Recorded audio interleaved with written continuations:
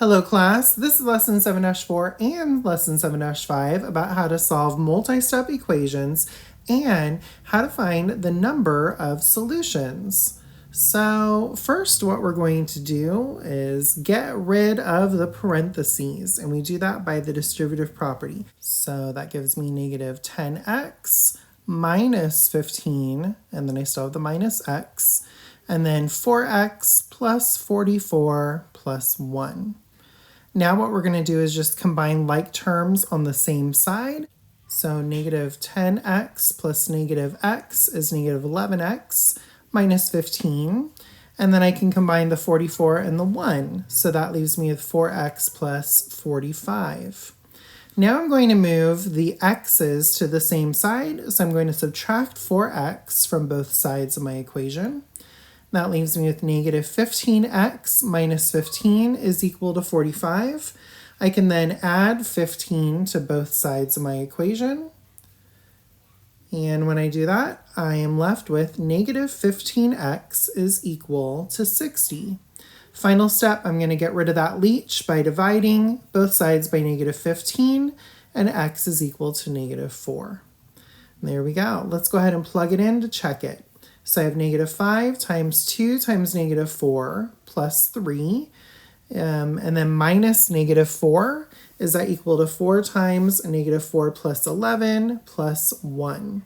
So I'm going to just multiply first, and then minus negative 4 is really plus 4, and negative 4 plus 11 is 7. All right, now let's add inside of our parentheses. So that's negative 5 times negative 5 plus 4, and 4 times 7 is 28 plus 1. Now that leaves me with 25 plus 4 equal to 28 plus 1.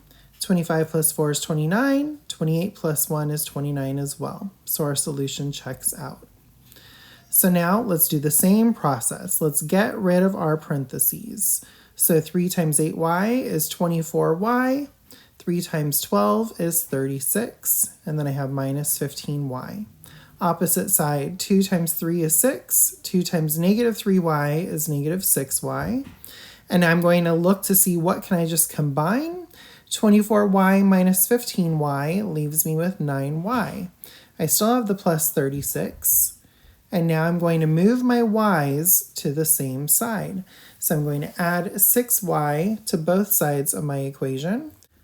And then just to save time, I'm going to move the lonely number to the opposite side. So I'm going to subtract 36 from both sides. So that leaves me with 15y is equal to negative 30. I can then divide both sides by 15, and I find that y is equal to negative 2. So now let's go ahead and plug it in to see if our solution works out. 3 times 8 times negative 2 plus 12 minus 15 times negative 2, is that equal to 2 times 3 minus 3 times negative 2? Again, we need to follow PEMDAS, so 8 times negative 2 is negative 16. Negative 15 times negative 2 is positive 30. And then negative 3 times negative 2 is positive 6. Now let's combine what's inside the parentheses, so that's 3 times negative 4. And the opposite side is 2 times 9. Let's multiply. That's negative 12 plus 30. And 2 times 9 is 18. Negative 12 plus 30 is also 18, so our solution works out. All right, let's do this one more time. Let's get rid of those parentheses first. So 8 times negative 2 is negative 16. And 8 times m is 8m. And then I still have minus 3m is equal to 6m plus 13. Let's combine like terms. I have 8m minus 3m, so that's negative 16 plus 5m is equal to 6m plus 13. You've done this before. Let's move the variables to the same side. So I'm going to go ahead and I'm going to subtract 6m on both sides of my equation. And then I'm going to just do this in the same step. I'm going to get rid of the lonely number, so I'm going to add 16 to both sides of my equation. And when I do that, I'm left with negative m is equal to positive 29. but that really is -1 times m, so I'm going to divide both sides by -1, and I find that m is equal to -29. Now let's go ahead and plug in this solution and see if it checks out.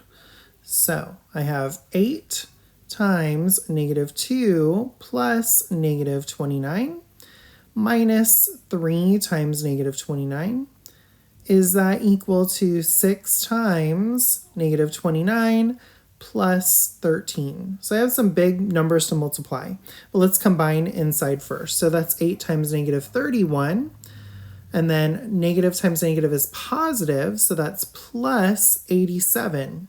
6 times -29 is negative, let's see, 174 plus 13. 8 times -31 is -248 plus 87. The opposite side, -174 plus 13 is -161.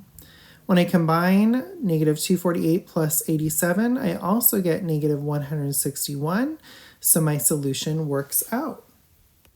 And to conclude this lesson, I want to remind you that not all equations result in a single solution, as we learned before. So typically, we are going to find one solution. Based on the equation here, 6x plus 3 is equal to 4x plus 1. If I was going to solve it, I would find that x is equal to -1.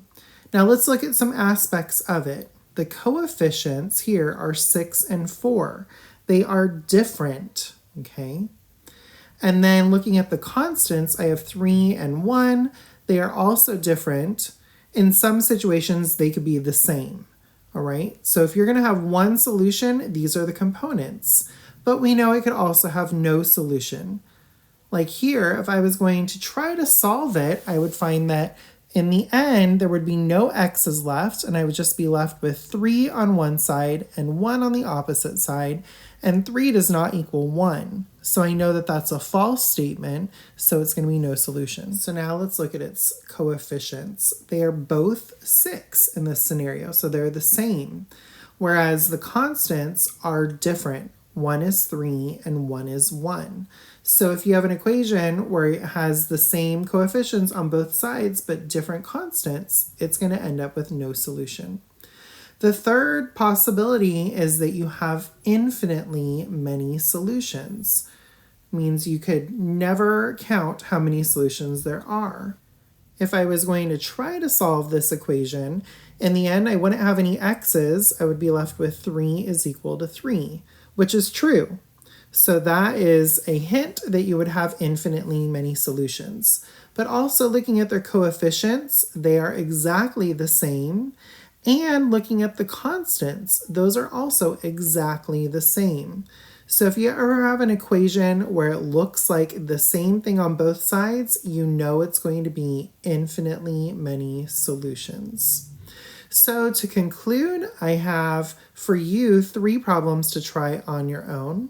Without solving, will the equation have one solution, infinitely many solutions, or no solution at all? And that's it. So I hope that this lesson made sense. Please let me know if you have any questions when you come into class.